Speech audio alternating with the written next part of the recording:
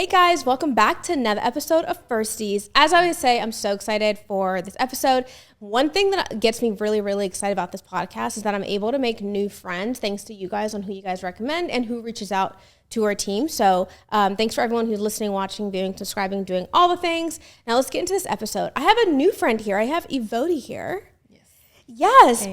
And do you want to tell me a little bit more about, or to start, your clothing brand? Yes. I don't know if you guys can tell, she's decked out in her merch, which I love. You gotta represent. Thank you. So tell me more about your brand. Yes. Thank you so much, Mila. Thank you for having me on the show first. I really appreciate it. Yeah, of course. My name is Evodie, and my brand is called CHIRTE.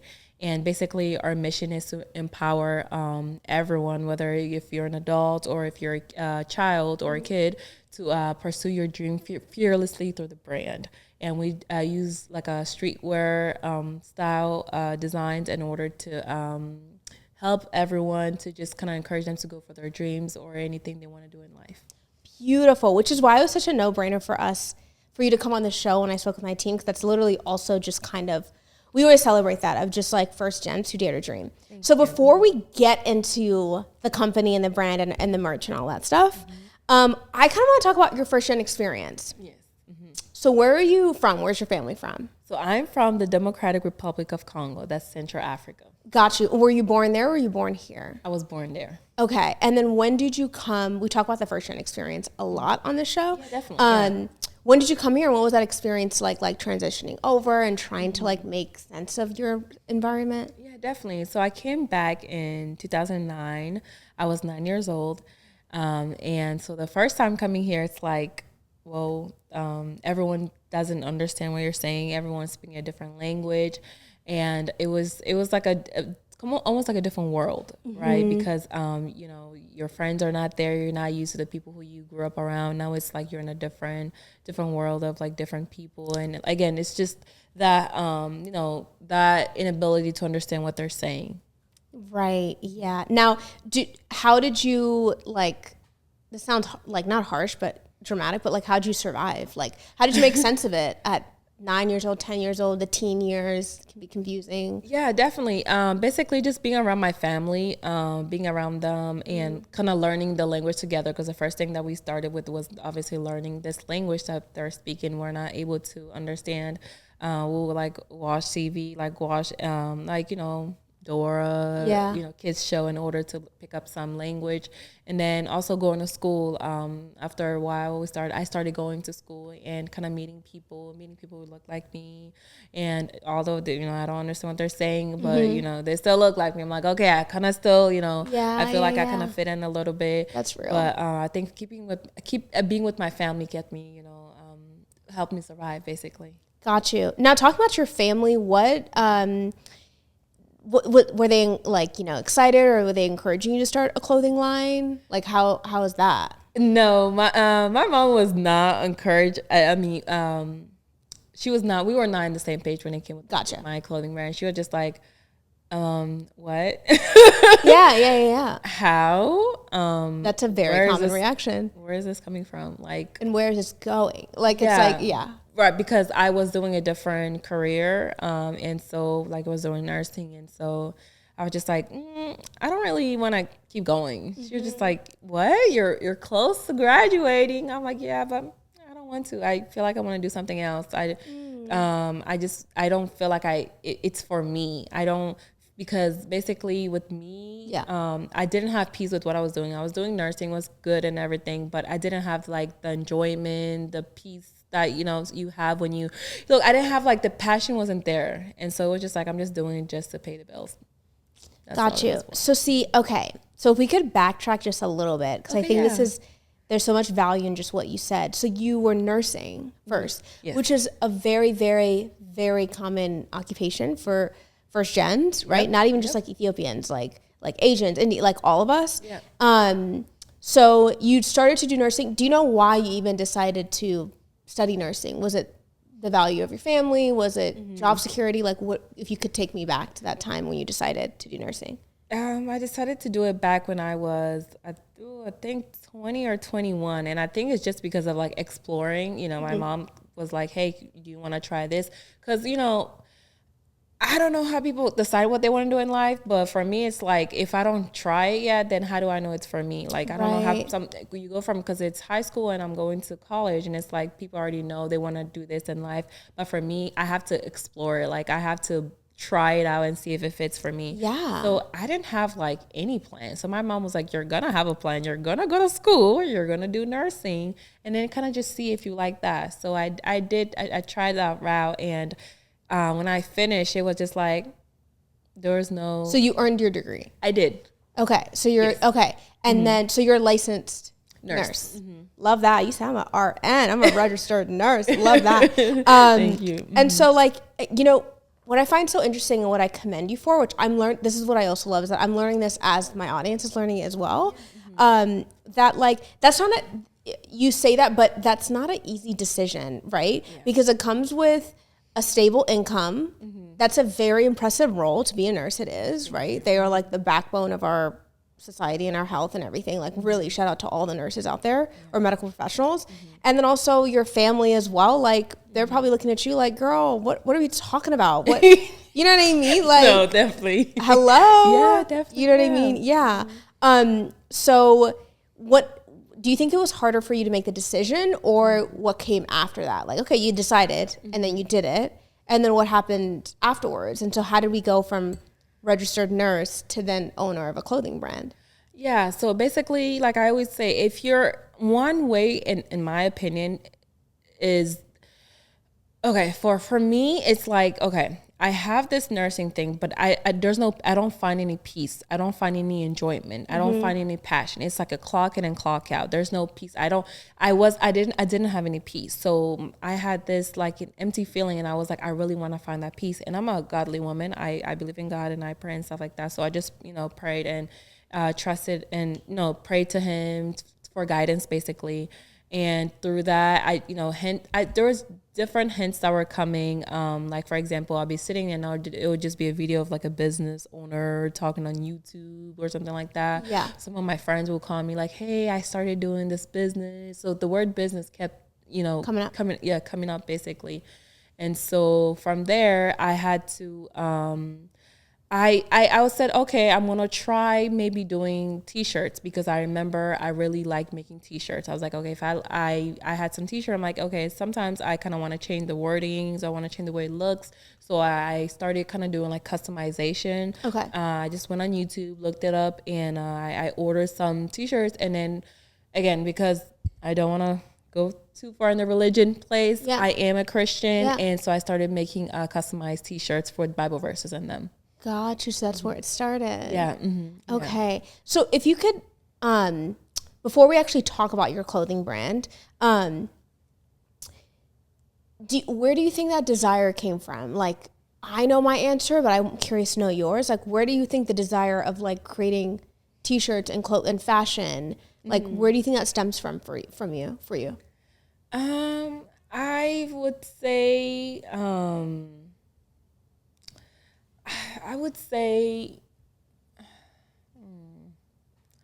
I think I would just say like, it's just a way for me to kind of communicate to people.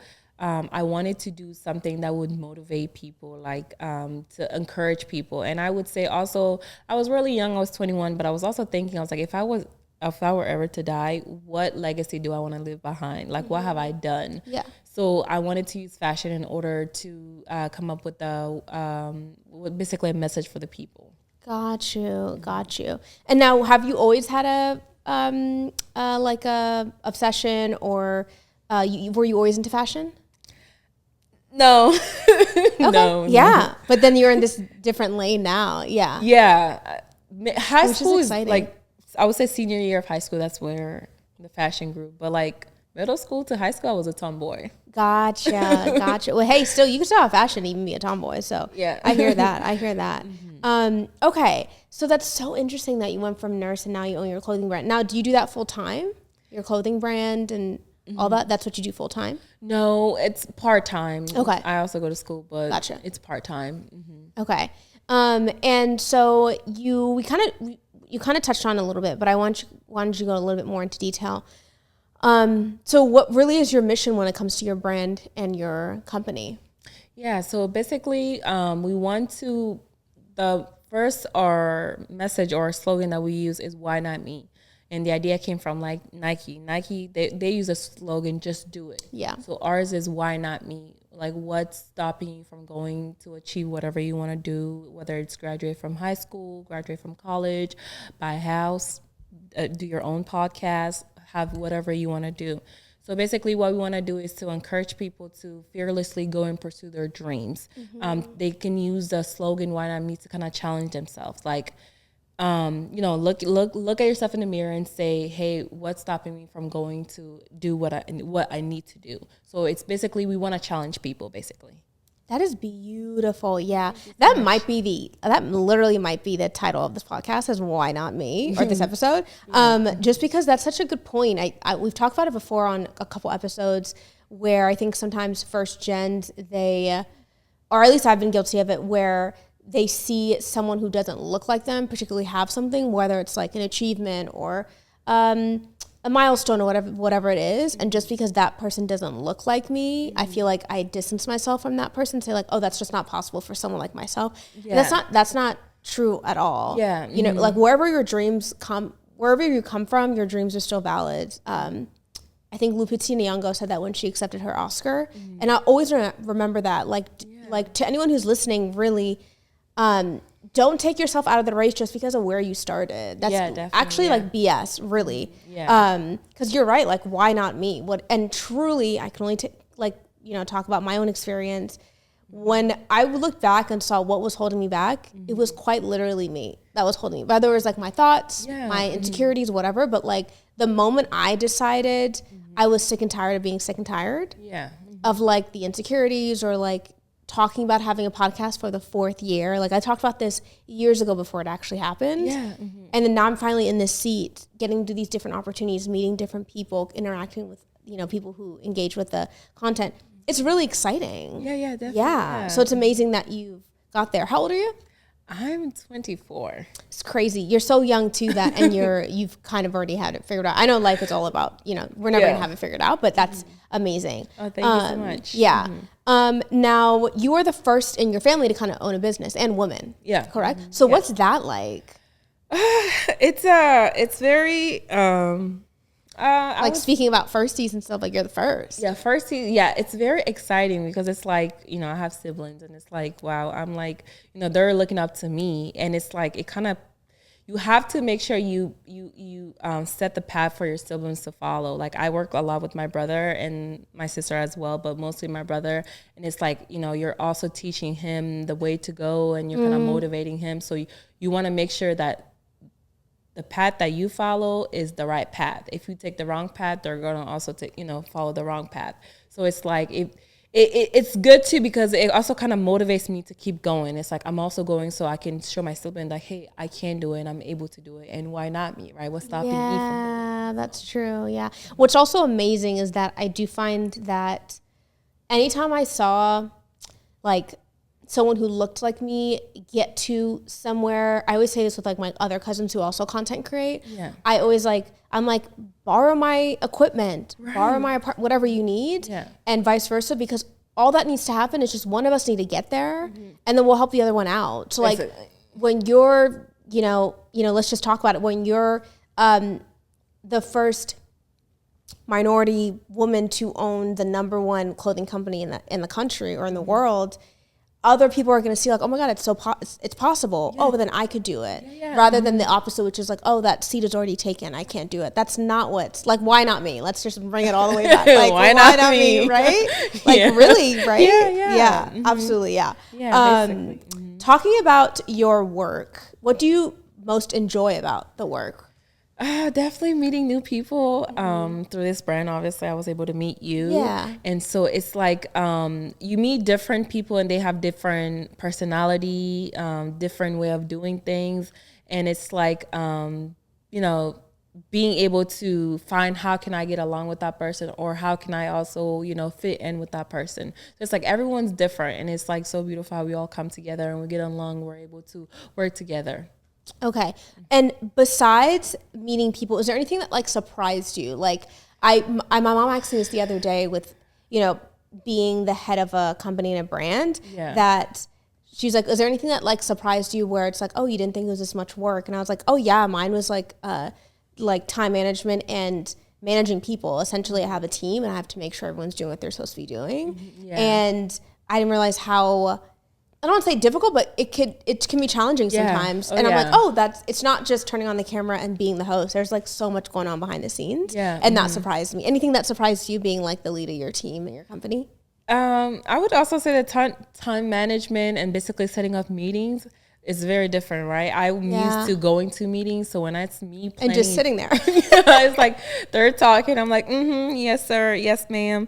And it's like, it's different. It's like, no, you have to set up the meeting. You have to make sure everybody's at the meeting. You have to make sure if everybody's not able to attend, why aren't they not able to attend? You have to make sure everybody gets this role is right here, is right there. And it's like, talk about it. Wow, that's it's crazy. A lot. Yeah. Sometimes I look up, I'm like, I'm literally out here. Like, what is happening? It's real. It's real. The reason why I want to touch on that is because although I definitely want everyone who's listening to this to be encouraged and inspired, but there is a reality that comes with following your dreams, right? It's actually, you know what's funny is that it's actually not, the decision to follow your dreams is actually fairly simple and easy. It's what happens afterwards that can be challenging. Me like, ish, now I have to actually put in the work. And it's a lot, and it's the unknown, right? That's why I'm so obsessed with firsties and the people who were the first to do something, because there is no blueprint, right? Like when my parents came to this country and my mom was trying to figure out how she was the first in her family to really be a businesswoman. Oh, cool. That's awesome. And the trial and errors that she went through I'm talking about like a 20-year span. It wasn't like 2 years. 20 years of trial and error and everything like that. And she got to where she is now. That's awesome though. But you know what I mean? Yeah. Thank you. And me, I don't have to necessarily go through all the same, still struggles, because I'm still human, but not the same struggles as her, because she gave me the blueprint. She's like, hey, this is an LLC. Hey, this is how you're going to do your taxes. Like these things. And I'm so lucky to have someone like that and mentorship as well. But that's why I commend you just being the first in your family, because like you're low key going into it blind, right? Half the time, girl, and right? And sometimes the only thing that sustains you is that passion. Is the fact that like even if it does not make sense, right? That is what's going to sustain you. Not making the money, not getting the fame, not even getting the approval of your parents, right? Oh yeah. And that was one of the toughest challenges. Mom is doing a really good job. Like I've been praying, she's doing a really good job. She's kind of like helping me now, like when I have like meetings or like coming here, she's like, oh girl, I think you should wear this one. You know, she's helping me in the fashion sense. And she's kind of getting it now. She's kind of understanding like let's leave nursing alone. Okay, let's just try something else. And it's fun when we're able to make. But at first when your parent, if one of your parents is not in the same boat as you, you don't feel the support. You have to kind of look for the support somewhere else, right? Through your friends, through strangers, basically. And so now that she's in the same page, I feel like everything is kind of aligning, and we have, we're bonding. So it's good. Congrats on that. Here's the thing is that I will give it to our parents. Like they need a moment to adjust. Like they're humans too. And it's coming out of fear and love. They just want their kid to be okay. And it's like, imagine like you have your degree in nursing, and that's, you know how many people would kill to be in your position that go to nursing and maybe don't make the classes or fail out, or they're just not, or they can't afford it, and you have that opportunity. So for your parent to see that you're walking away from that, it's like, I know, but then, so scared. But then I'll say on the flip side, like, nursing will always be there. You could always, you know what I mean? We'll always need nurses. There's never going to be, at one point we really needed more and more nurses, right? Yeah, COVID. So why not go for your dreams now? Exactly. And see where you end up. I think that's like really, really exciting. Shout out to your mom too. Because it does take a moment. But I think once they see, like for me, it was just, they see the consistency and they see the engagement and how people are stopping them to be like, hey, I know your daughter Mila, who's on Firsties. They're like, oh wow, there's actually an impact. I'm like, yeah, I'm not just doing this for itch and giggles. Like I want to make an impact. Absolutely. Last question before we take a break. What What is your like 5 to 10 year goal? I feel like we're like on a first date now. I'm like, what is your 5-year goal or your 10-year goal? But like, where do you want to see this clothing brand? Like, do you know, what's the goal there? I definitely want to see it in store. Yeah. Yeah, I definitely want to have my own cute little boutique, cute little store, cute little CHIRTE store. Yeah. And that's my goal. Okay, awesome. Love it. Short and sweet. I love that. All right, guys, we're going to take a quick break. We'll be back after these short messages. We're going to play a fun, quick game, and then we'll wrap up. Okay, all right, we're going to take a quick break. All right.